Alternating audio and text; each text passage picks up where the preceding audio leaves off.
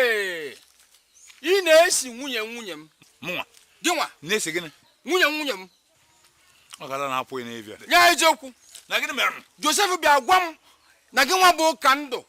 Nọ n'elu nwunye m were agba maka ụsa. Hell, what I'm going to say, Mụnwa. At this age, na-agba.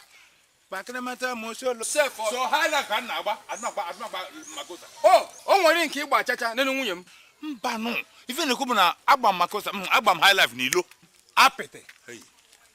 Ya wụ na Joseph rọrọ gụ nrọ ka iji wee pụta fụ ichie ụka ndụ kwụsị ya n'ụzọ na-akpali ya. Ọ bịa gwa m ebe na-ata bread na mineral. O Joseph. Ọkwa Joseph nke bere mkpụmkpụ. Joseph nke dị mkpụmkpụ adịghị bụ n'obodo. O gosiri m na ị nọrọ n'obodo a. Ya na-anụrụ ihe na-eme n'obodo a. Na otu ahụ ọra ka ekwesịrị n'ime ya dị.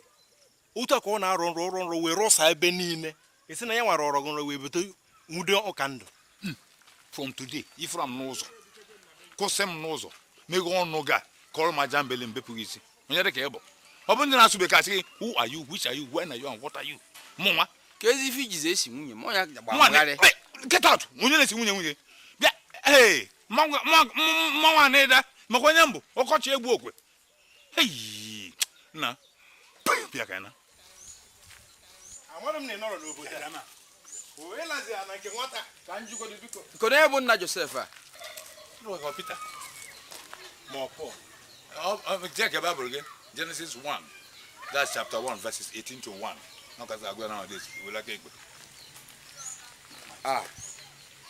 Onye a ka m ji hapụ mineral na bread na-ata.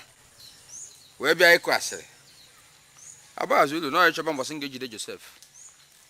Njide ememe ọ dịkwuo mkpụmkpụ. Mkpụmkpụ ahụ ọ dị ka ọ na-agbagharị ya.